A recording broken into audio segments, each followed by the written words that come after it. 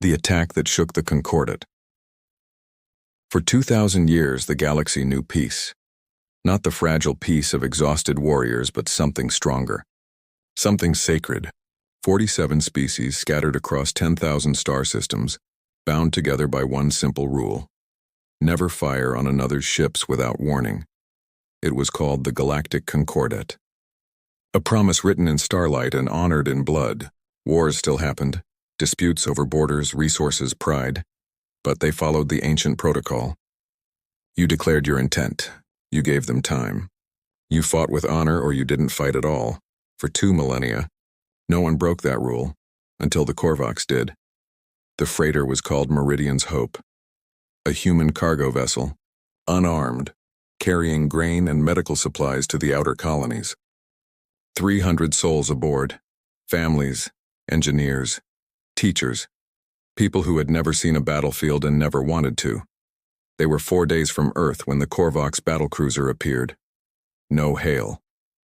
No warning. No declaration, just fire. The first salvo tore through the ship's hull like paper. Atmosphere vented into the void. Emergency bulkheads failed. The second volley ignited the fuel reserves, and Meridian's Hope became a funeral pyre, burning silent in the black. 847 dead. The Corvox commander didn't even slow down. His ship turned, engines flaring, and vanished into subspace, as if nothing had happened, as if those lives meant nothing.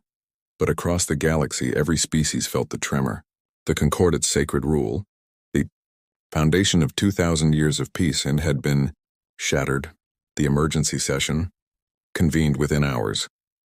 The Grand Assembly Hall on Concord Prime filled with representatives from every member species, insectoid diplomats, crystalline envoys, gaseous beings suspended in containment fields. All of them united by disbelief.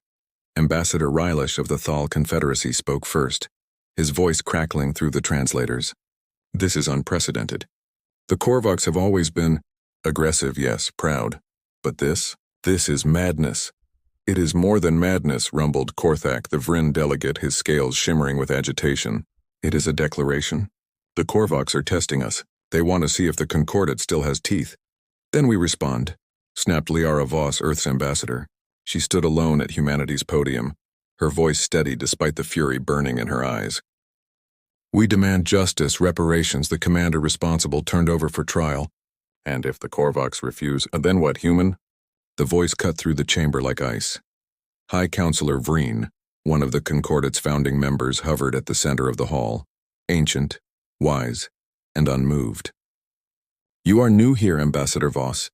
Your species joined the Concordat only 60 years ago. You have 300 ships.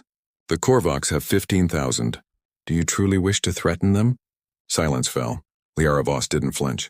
I'm not threatening anyone, Counselor. I'm asking for justice. 847 of my people are dead. They were civilians. If the Concordat won't act, then what is the point of this alliance? Vryn's gaze was unreadable. We will deliberate.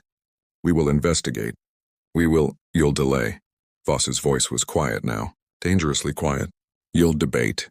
You'll write reports. And while you do, the Corvox will see that the Concordat is toothless, that the rules no longer matter. Ambassador, I'm done here. Voss turned and walked out of the hall. Her footsteps echoed in the silence. Behind her, the delegates erupted into argument, accusations, denials, political maneuvering. But Liara Voss wasn't listening anymore. She had a message to send home. On Earth, the news spread like wildfire. 847 names. 847 faces. Mothers, fathers, children. All gone in an instant. Murdered without warning, without reason, without mercy. The protests began within hours. Millions filled the streets of every major city, demanding action. Justice. Retribution.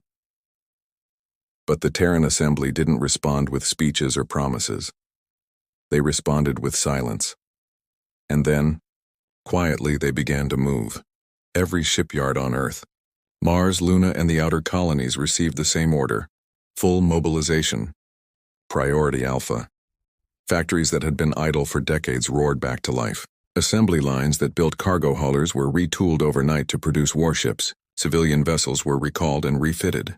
Military reserves were activated without fanfare, without announcement, no declarations, no threats, no warnings, just preparation, because humanity had learned something long ago in the blood-soaked centuries before they reached the stars. When someone breaks the rules of war, you don't debate. You don't negotiate, you respond. 3 weeks passed. The Concordat formed a committee. The Corvox issued a terse statement claiming the attack was a regrettable accident. The galaxy held its breath, waiting to see if the fragile peace could be salvaged. And in the silence, humanity built. 300 ships became 500, then 700, then 1,000. The Terran fleet was awakening, and soon, the galaxy would learn what happens when you make humanity angry. End of Part 1. The Corvox mistake. The Corvox Dominion had ruled their sector of space for 3,000 years.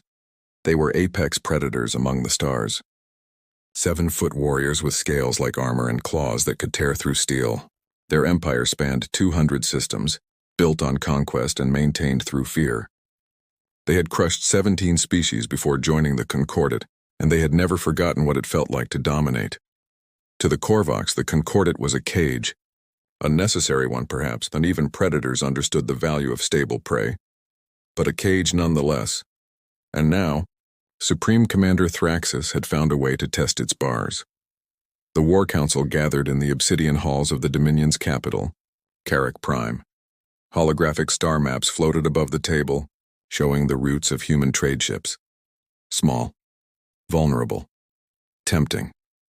The humans are demanding we surrender Commander Varkoth for trial, growled General Craxus, his yellow eyes gleaming with contempt.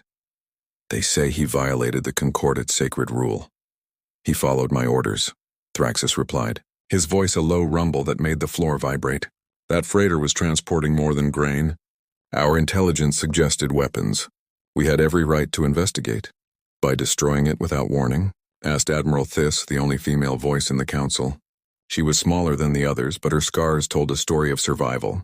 The Concordat will do nothing. Thraxus slammed his clawed hand on the table. The hologram flickered. They have been debating for 3 weeks. 3 weeks, and what have they done? Formed a committee. Written reports. The old species have grown soft. They've forgotten what power truly means. Craxus leaned forward. And the humans? They've been silent since their ambassador walked out. No threats, no military posturing, nothing. Exactly. Thraxus bared his teeth in what passed for a Corvox smile, because they know their place. 300 ships, a minor power that joined the Concordat barely 60 years ago. They play at being traitors and diplomats, but they have no stomach for real war. They'll beg for compensation, we'll offer some token payment, and the galaxy will move on. And if they don't? Thys asked quietly. Thraxus turned to her, his eyes burning with ancient pride. Then we'll remind them why the Dominion has never lost a war. But what the Corvox didn't know, what none of the great powers knew, was that humanity had a different relationship with war than any species they'd ever encountered. Most civilizations reached the stars through unity. They evolved past their conflicts, transcended their violent natures, and joined together to explore the cosmos. Humanity didn't. Humanity clawed its way to the stars. They fought 2 world wars that killed hundreds of millions. They built weapons that could crack continents. They came within minutes of ending their own species, not once but dozens of times. And somehow, impossibly, they survived. They learned. They adapted. They created systems to prevent total annihilation while keeping the knowledge of how to wage it locked deep in their collective memory. The other species saw humans as traitors, diplomats, builders. They didn't see the scars. They didn't read the history books. They didn't understand that humanity's entire civilization was built on the ashes of learning one terrible lesson over and over again. Prepare for the worst. Hope for the best. Never be caught defenseless. Admiral Sarah Chen stood on the observation deck of the Shanghai Orbital Shipyard, watching the work below. The yard had once built colony ships. Massive, slow vessels designed to carry thousands of settlers to new worlds. Now those assembly lines were building something else. Warships. Sleek, fast, bristling with weapons humanity hadn't needed in decades.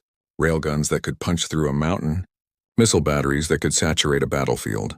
point defense grids that turned incoming fire into sparks and vapor. Admiral. Captain Marcus Webb approached, his datapad glowing with reports. The Mars yards are ahead of schedule. Luna is coming online 2 days early. The Belt colonies have converted 47 mining rigs into weapons platforms. Chen nodded, her eyes never leaving the ships taking shape below. And the reserves? Fully activated. Every veteran with combat training has reported for duty. We've had to turn people away. Webb hesitated. Ma'am, the public is asking questions. They see the mobilization. They want to know if we're going to war. We're not going to war, Captain. Chen's voice was cold, precise. We're preparing to win one. Webb swallowed. And if the Concordat intervenes? If they demand we stand down? Chen finally turned to face him. Her expression was carved from stone. The Concordat had 3 weeks to get us justice. They chose committees and debates instead. So now we handle this ourselves. The Corvox outnumber us 15-1. Numbers aren't everything, Captain. Chen gestured to the ships below. The Corvox have 15,000 warships, but they've been at peace for 2,000 years. Their crews are ceremonial. Their tactics are outdated. Their weapons are designed for shows of force, not actual combat. She pulled up a holographic display. Battle simulations, kill ratios, logistics chains. We've been studying warfare for 10,000 years of our own history. We know what works. We know what fails. And most importantly, we know how to learn. Her finger traced the lines of the simulation. Every battle we fight will make us better. Every mistake we make, we'll fix. The Corvox think war is about honor and dominance. They're wrong. Then what is it about? Chen's eyes gleamed in the reflected light of the ships. Survival, adaptation, and the absolute refusal to ever let anyone slaughter our people without consequences. Across human space, the transformation continued. On Mars, weapon factories worked around the clock. On Europa, ice miners became logistics experts, plotting supply lines through hostile space. On Titan, military academies reopened, training officers in tactics that hadn't been used in living memory. And deep in the archives of Earth's military headquarters, old files were being accessed. Files marked with warning labels and classified stamps, studies on total warfare, asymmetric combat, scorched earth tactics, the accumulated knowledge of a species that had nearly destroyed itself and learned from every mistake. Humanity wasn't mobilizing in anger. They were mobilizing with precision. No speeches. No propaganda. No grand declarations. Just cold, methodical preparation. Because the Corvox had made one critical error. They assumed humanity was like the other Concordat species. Peaceful, civilized, bound by honor and protocol. They were wrong. Humanity was civilized. They chose peace. They preferred diplomacy. But when someone murdered their civilians, when someone broke the rules and faced no consequences, when someone mistook restraint for weakness, humanity remembered exactly how to wage war. In the Grand Assembly, the debates continued. The committee reviewed evidence.